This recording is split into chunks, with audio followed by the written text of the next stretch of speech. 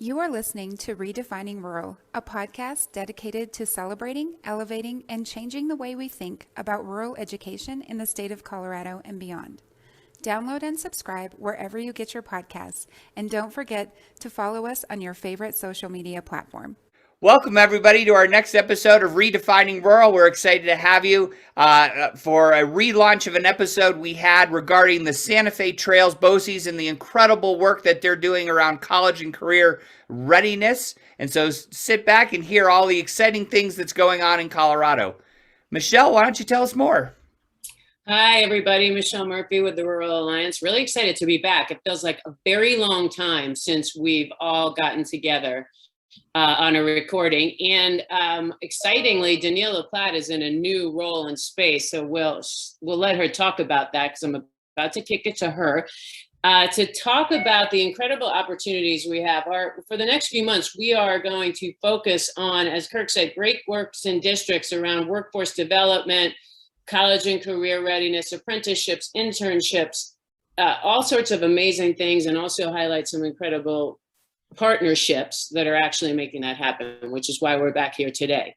Because Kirk, this episode launched, I think, in October, and it's a great how-to in terms of the work that's required, but the piece that's missing is the role that Kirk played as part of the Colorado Rural Education Collaborative to really support that. So we're going to give him a couple minutes to talk about that up front. But first, Danielle, talk to us about your new position, and then your commitments and your inspiration for the field around system redesign. Thanks, Michelle. Yeah, so since we last talked, I am in a new role now. I have taken on the executive director position at South Central BOCES. South Central BOCES is, of course, located in South Central Colorado. We serve 12 member districts across 10,000 square miles. And so our region is geographically very diverse. It's large. We serve about 4,500 students within that region. We serve as the administrative unit, but we're hoping to also support our districts with many other things as well. So going back to redesign and thinking about how we approach rural education these days, especially amid all of the challenges that we're facing, I think about the purpose of redefining rural itself. So part of what we set out to do when we developed this partnership was to change the way we think about rural education in the state of Colorado and beyond. And as you all know, we keep coming against these really big challenges with shortages, with capacity, with just getting things off the ground in order to serve students in the way that we want to. And so when I was still at the department, part of our thinking was to impact more students across these rural regions. How do we do that? How do we leverage what's already happening? And so in thinking about that, and in my partnership with Michelle and Kirk, we started really thinking about more collaborative partnerships and what does that look like, which kind of led into the rural co-action funding that is now available. And so thinking about system redesign and looking at the resources that we do have across the state, what the work that people are already doing, how do we tap into that? How can we scale some of those things up? How can we provide more coordination and support partnerships that are going to be able to help our districts and schools serve more students, provide more opportunities, leverage what's already going on, and share a lot of that work out. So that's kind of where all of this started. I'm really excited to see where it's going. I know that there are a number of people working on this all across the state. So we're definitely excited to launch into this series to learn more about that work and to also present some opportunities to engage. And I think that is what Michelle is going to talk about. So yeah, it sort of feels like now is the time, if not now, when, and that this is a support for a call to action, because there is so much money coming in the form of grants, which does come with challenges, and it is one time, that there is so much money coming to support workforce development.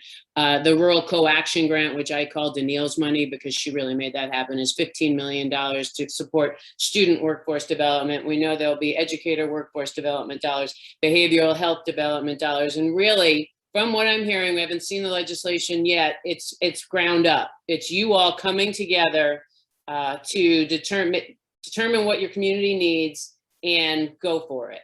And it's not going to be enough money to carry you through, but as I quote John Whitler board member from Violet, we got to start. And now is a great opportunity for that. So with that, the one thing that we are all acutely aware of is you can't do this alone. You can't do it with your existing resources. Your BOCES can't do it alone. And we've got these great partnerships, including what we're going to learn more about today with the CREC and the Santa Fe Trails BOCES. So Kirk, humble leader that you are, you didn't say a word about your work with the BOCES and member districts in the podcast that you recorded. So please tell us how you have helped them and the role that you played locally to move this work. Sure. So, as I think as we continue to work on it, one of the things that we know is that our administrators, our teachers, our school boards, everyone is doing an incredible amount of work for their districts just to be able to get the education that students are getting. And so as we're trying to navigate COVID and the Omicron, I think part of the things that we've seen is that sometimes districts need additional support in doing the lift. And that's where the CREC, with the help of Generation Schools, has been able to come and help support the Santa Fe Trails. A lot of what we do is we always say that our job is to work ourselves out of the job. So part of what we try to help support and do is really bring in those structures so that things can continuously move on as you do it. And that's about convening. It's bringing people together. I mean, part of our role was to really make sure that the community was involved, that we're making sure that we're getting to the districts what kids need and want as they look to the future. And so I think that's part of what we do as an intermediary is be able to provide that structure, insight. The neat thing that we're able to do is not only look at what's working well in Colorado, but what's worked well across the country and bring some of those pockets of excellence that are happening in other states that really work in rural settings. So I think one of the things about an intermediary, it really allows more hands, more boots on the ground to be able to help smaller systems be able to collaborate, bring things together, and really leverage these topics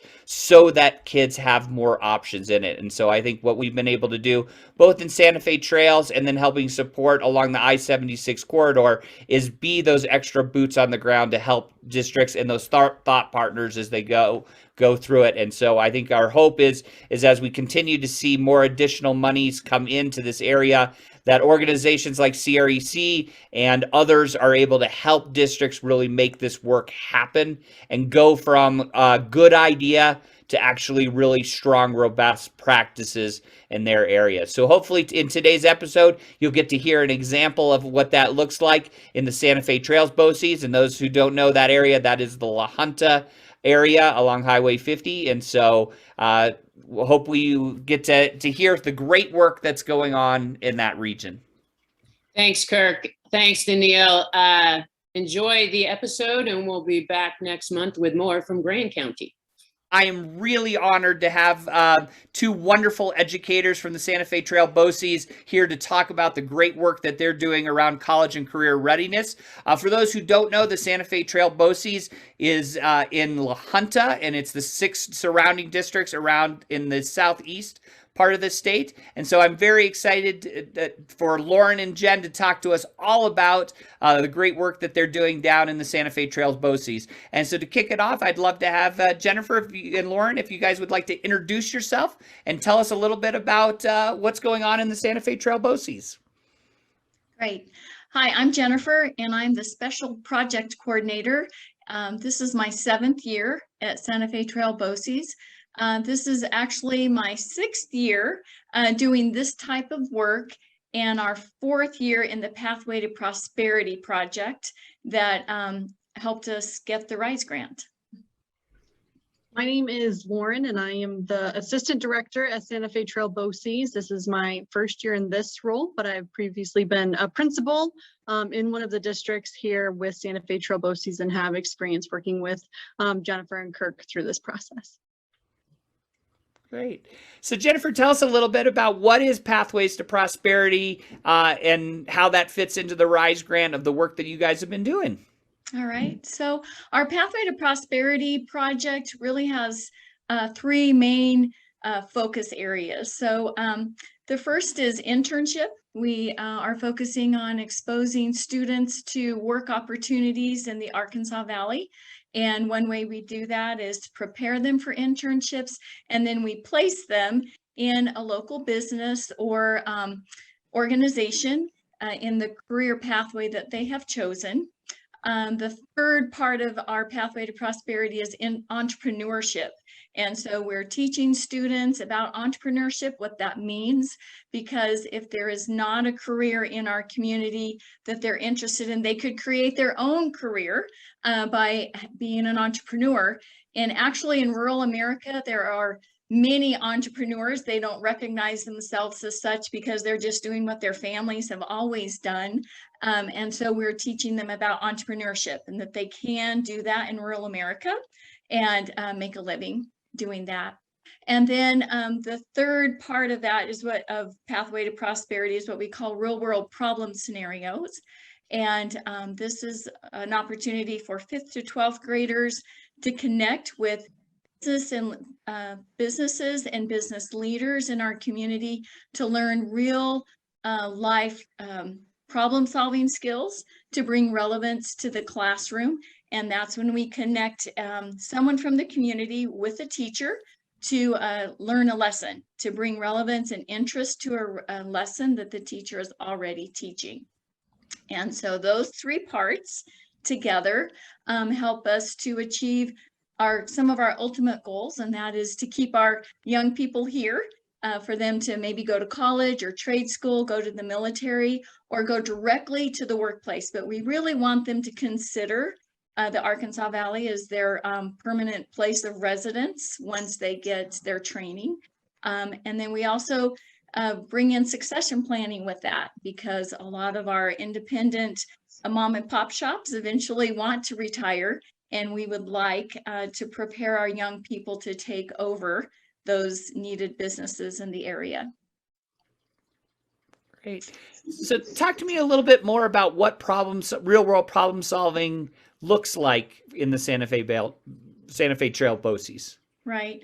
So, it looks different depending on the age of the students. Some of our early ones, we did some work with the Colorado Department of Wildlife, and 5th graders learned about natural habitat of birds in the area. So they learned about where they live and how to recognize that and how to treat them with respect. And so that was, just kind of a simple lesson. We've also had a 6th grade class work with their local health department on HPV vaccinations, because in that area they get their first vaccination, but they don't come back for boosters. So why is that? So ask the students. They're the ones that aren't getting back in there. We've had 8th grade students do a downtown improvement project. So they learned about the downtown and why it's important for it to look attractive, to attract businesses, and that was with an economic foundation partner talking about that. And then we recently had this great, even amidst COVID, we had an 8th and 9th grade class partner with the city of Los Animas and economic development to design and start thinking about how they can improve their outdoor sports complex. So the students got to learn about utilities and why you have to consider existing structures, and they worked with the planner to look at what was already there. They got to brainstorm about what they would want there, and then they actually polled the community. What did the community want there? And then they also were tasked with coming up with a name for this outdoor complex. And then they presented their culminating project to the city council so that they could go forward in this planning. And so that was a really great, that's kind of like a textbook real world problem scenario, because they involved all those different city entities and different careers.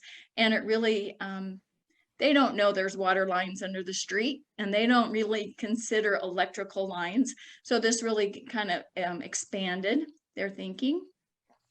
we have a repeating 6th grade real world problem scenario with Lahana Intermediate School and Innovative Water Technologies, which is a water filtration company in Rocky Ford. And they filter water all over the world. They go in after disasters. They bring their portable solar operated water filtration systems. And so the 6th grade science teacher has groups of 3s and 4 6th graders create real water filters out of household materials. And they teach that after a whole month of kind of like water system, how the water system works in the world, you know, and how that isn't why that's important. They create their own water filters. Then they go to IWT and learn about what it looks like for a real water filter to happen. And then IWT actually tests the water from the students' water filtration systems. And as a result, they learn about different countries. They learn that not all students have clear, clean water to drink. And they learn that it's really important to have sources of clean water and how involved that is, because even after they put the water through their own little filtration systems, most of them would not drink the water that their filters produce. So that's a really that's also another textbook real world problem scenario. And what that teacher tells us is that when the students are doing this project, their parents tell the teacher, I don't know what you're doing with the water filter things, but that's all my student is talking about. And so it's a great example of having students work together to communicate, to record data, and they have to be adaptable because they have to adjust what they're doing. And then they have to be responsible to keep track of all their materials and work together and do their recording. So those are just a few examples of some real world problem scenarios that we've done. Very exciting. Those are cool experiences for kids. So Lauren, talk to us a little bit. I know, a lot of schools across the state do college career work, but they do it individually as their own district. And I think one of the things that makes this project unique is that it's 6 districts really coming together. So can you talk a little bit about the advantages that you see as a BOCES of bringing multiple districts together to work on a project? Yeah, it's been really great. We have 6 different districts that come to a lot of different events. And so one of the main avenues we use is our counseling professional learning community, where we invite all of the counselors into a monthly meeting, and we discuss, hey, these are opportunities available for you and your students. And then we always bring in guest speakers, whether they're from the college, to give resources on, how do you get into a nursing degree, or how do you get into the agriculture program. But we've also brought in business partners and said, hey, we want kids to go straight from high school into this career, and it could be a career for them, and just providing a lot of different resources for the counselors in order to share those with the students. Because a lot of the time students don't realize the opportunity that's available in their hometown. And so, you always get the doctors, nurses, veterinarians, but you don't ever think about, hey, I'm going to go be a water technology, or I'm going to be in the different departments that are really they're not the first ones that come to mind. And so really opening those doors for our counselors in order to share that information with their students has been a really cool opportunity. And we've seen some really nice things come from that. Yeah, that's great. So I know as far as exposure, you guys just completed a exposure activity called Wheels to Work, and would love to hear more about the World's Wheels to Work event that you guys did. So on October 6th, we did a Wheels to Work event, which is the community career exposure event for 7th and 8th graders. And so this event was in collaboration with the Workforce Center, and it was actually modeled after an event they do up in Brush. And Josh Gibbs up at that Workforce Center shared this on a webinar that our local workforce person, Cindy Polito, and I attended. And because of COVID, we were like, this is an outdoor event. I think we can do this. So we originally had planned it in May. but had to postpone till October. And actually, that was the perfect time to do it. So the idea was that you invited businesses in your community that use Wheels to Work to a venue to share their work with 7th and 8th graders. And so we planned 3 simultaneous events, one in Los Animas, and our Wiley school was invited to that, one in La Junta, and Shara chose to go to La Junta to that event, and then one in Rocky Ford, and Swink chose to attend the one in Rocky Ford. And so we started just knocking on doors and contacting our local businesses that use Wheels to Work to this event. And it was just in the morning. The students were there from 9 to 11. And the students were given a task. So they were given a passport.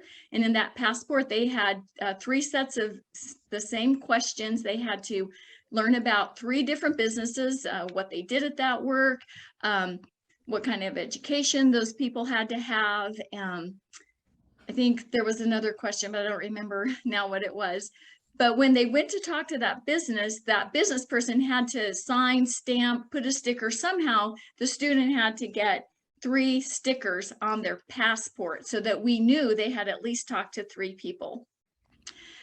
So it was an exciting event. The city of Los Animas, the city of La Junta, and the city of Rocky Ford really got excited about this. We had the city manager from La Junta and the city manager from Rocky Ford open the day for the students and gave instruction. The deputy city clerk in Los Animas was very instrumental in that city. They don't have a city manager in Los Animas. And so the city clerk that position. And so it was just a free morning. The kids, once they were given the instructions, they were just let go and they just got to talk to whoever they wanted. And it was a really great day. The weather was perfect. We had great community support. I think we had 36 different businesses between the 3 venues, but we had many more vehicles because many businesses brought more than one vehicle. And the wheels that the students really enjoyed were those that they had interaction with. So they got to get in the ambulance, they got to get in the search vehicle, they got to see the sewer, like the water plant that they had to wash off the concrete or whatever. They loved getting involved. They got put in a sheriff's car and see how that felt. They got put on a gurney so they could see what it felt like to be in the ambulance. And it was a great event. We just had a variety of wheels, and the businesses want to do it again, and they want more. And they actually would like to have older students, 11th and 12th graders attend, because they're looking, of course, at future workforce. So they're wondering where those older students were. But for our purpose this year, it really was to expose 7th and 8th grade students to work in their community. And we had great support, and the businesses want to make it an annual event. And so this will actually take place of what we've done in the past. We've done an advanced manufacturing tour for 6th, 7th, and 8th graders. But because of COVID and the economic climate, this just wasn't a possibility the last 2 years. So we'll expose students to work through a Wheels to Work event as 7th and 8th graders, and then possibly entertain a different type of tour for 9th and 10th graders. So it was the first annual. We involved a lot of community businesses. A lot of community people helped plan it, and it was a success. I would say this has been one of our greatest successes so far. Very cool. Well, it sounds like it was a great event and a great way to bring business, community, and multiple schools together to all collaborate. So that sounds wonderful. So as you guys look at your pathways to prosperity and the work that you're doing in Santa Fe Trails, what would you say is the biggest challenge in bringing districts together and then getting kids exposed to different pathways? I think bringing districts together is a huge challenge in and of itself. Districts have built-in competitiveness. They have their own priorities. And so to build a community where we all have the same goal, and we're just going to attain it in different ways, is definitely a challenge. But I think that one that can easily be overcome with a little bit of work, and just showing that there's multiple ways to get to the same end result. And here are different paths to make that happen. And I think now more than ever, we've seen time is always a valuable resource. And so time is always something that will get backed up into. And so getting creative on how you can use events or things that are already taking place and tweaking them or adding to them in order to help provide some of those opportunities for students. Mhm. Great, great.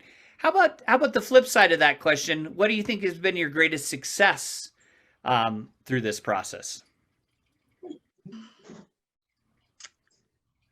Well, the first thing that comes to my mind, Kirk, is that we are seeing different businesses having interns and outside of our program, which is perfectly fine.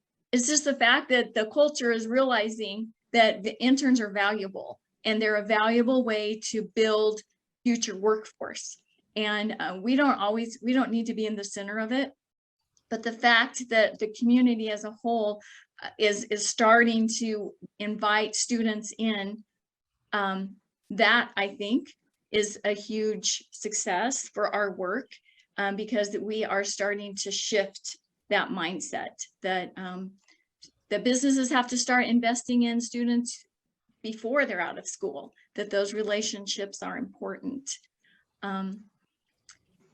I think just kind of normalizing like the need, instead of 6 districts doing their own thing, that we're all starting to see that this is needed, this is important, that they can do it their own way, but we can get to the same end. Because as a BOCES, we're just the hub. Like we don't require all our districts to do it exactly the same. We offer the opportunity and we support them to participate as much as possible. And then it's interesting how it kind of takes its own shape. And that is probably one of our challenges also, Kirk, is respecting the districts as districts, but offering them support for the same thing. It's a little tricky, but somehow under our leadership of Sandy Maleth and Lauren now working with us, we've been able to honor the district's needs, but still continue this work. And so it is a little tricky. Yeah. Mm-hmm. Well, very cool. Well, the fact that you guys can do it, I definitely see as a success.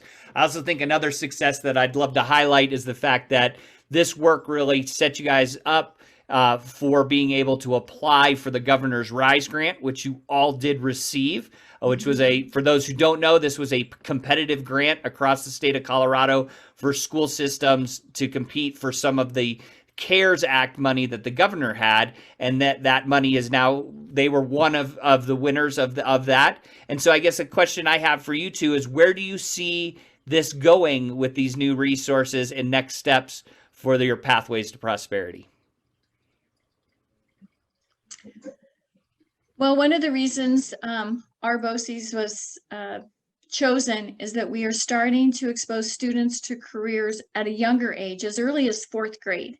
So we started bits box coding with 4th, 5th, and 6th graders. And mind you, this is all on volunteer. We present the opportunity to our districts. And if they have educators that want to participate, then we support them. And so we're starting to expose students to coding as early as 4th grade. And then we have opportunity in the high school to keep building on this coding 8th grade, 9th grade, 10th grade, to see it as a viable career. So where is this going? Well, I just really feel like we're on the verge of connecting with community more. I think our community sees the value. I think the groundwork has been laid. sometimes it's hard for a community to know exactly what to do. You talk to community businesses and like, well, we'd like to do something, but we don't know what to do. We don't know who to contact. We don't know how to get our foot in the door. And so real world problem scenarios are a great way to do that, because we're asking businesses and community leaders to come in and share what they already know. They're not having to come up with something clever or anything. They're just sharing what they do. And we recently were going to have some professional development on real world problem scenarios and some other options. But the real world problem scenario was the most registered development opportunity. And so for me, that shows that the teachers are hungry for some new relevance in the classroom. They want to bring something that the students can actually do with what they're learning. And so I think that's kind of like, we're kind of right on that verge of getting the students out and getting business people in so that they can actually use what they're learning in the classroom, even as early as 6th grade, 7th grade. We don't have to wait till they're 11th graders to start connecting them to real work. Awesome. That's incredible. Lauren, anything else you'd like to add? No, we're excited to continue this work. And so, when we're in the thick of it, sometimes it feels like it's slugging along, and then we have the opportunity to share what's happening here. And it's amazing the impact that has happened over these last few years. So we're excited to see where it takes us. Awesome. Well, I definitely applaud you guys for all your work in your region. It's incredible work, and I know that there's lots of stories that have come with the impact that you guys have made. And so for our listeners, one thing that's exciting is that the Santa Fe Trails BOCES did create a video all about this exciting stuff to do. And so one of the things that we're going to do is we're going to show that right now. So stay tuned so that you can see their incredible video about the work they're doing. But before we start that, I'd like to thank Jennifer and Lauren for joining me on Redefining Rules. And once again, I applaud you all for your incredible work in the southeast part of Colorado. So thank you so much for all you do for our rural kids in Colorado. Thank you. Thank you for having us. Great. All right. Now here comes their video.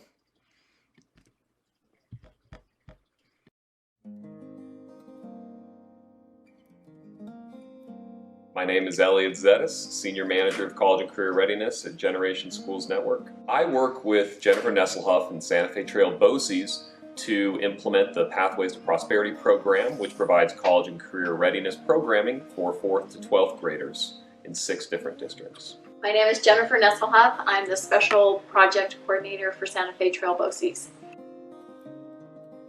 So Santa Fe Trail BOCES, we have 6 member districts: Wiley, Chiraw, Las Animas, La Junta, Swink, and Rocky Ford. What is the Pathway to Prosperity program? It involves internships and real-world problem scenarios, and it also honors entrepreneurship. All high schoolers should do an internship just because it's like you get to see the real world and you get to make an impact on people and you get to see if this is the right job for you. And if not, you can always change and do a different internship. I knew it was the right career for me once I'd left the internship, and so that was definitely something I never thought I'd get out of some simple class or internship. Because of the internship, I am, as far as I know, the youngest cop in Colorado at the age of 19. I honestly don't think I'd be where I am today. I don't think the chief would have trusted me doing what I'm doing today without first building that rapport that I did with him my 11th grade year up until now. With that internship, when I went to Denver, nobody knew who I was. I was just a young kid with a big dream, and everybody said, oh, we don't want you here. But whenever I showed them my internship, it opened a lot of doors. Everybody was thinking, well, if you can do that at a young age, what can you do for me now? Now I can explore the community and learn so much from the fact that it's not just Swink, it's not just Rocky Ford, it's not just La Junta, it's not just Otero, it's the community, it is the businesses that go past the city limits. I think it's super important, especially for rural students, to get an idea of what they're going to in their future fields, and in a rural area it's really hard to find those outlets.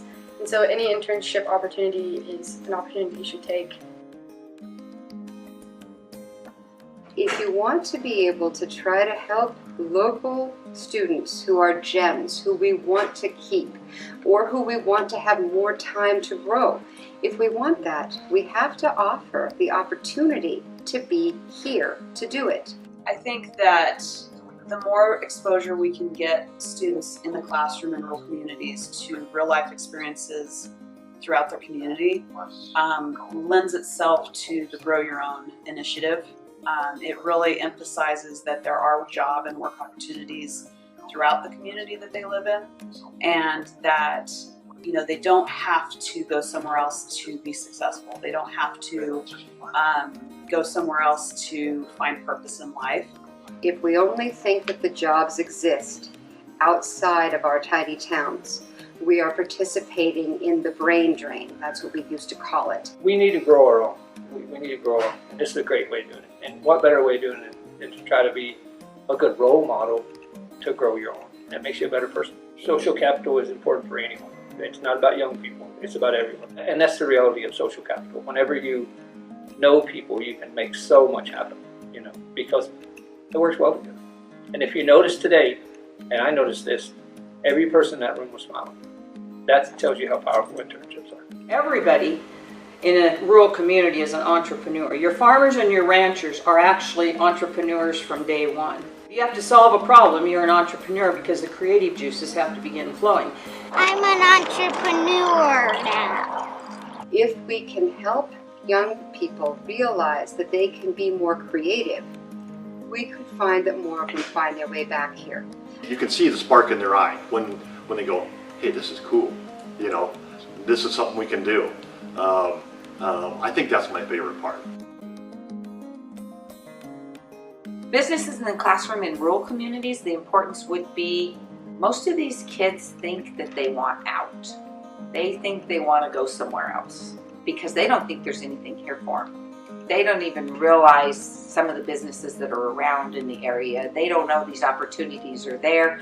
Or, sad to say, by the time they're 12 years old, a lot of them don't have any dreams anymore. They're already done. If you ask them what they want to be, they don't have a dream. And it's sad to see that shut off in a poverty area already at 12. So it kind of rejuvenates a little bit that there is something for them. This gives students hope and the ability to look ahead and not just think about right now. They can look ahead and think about maybe some innovative ideas that they might have, or getting to know other adults besides those people in their home.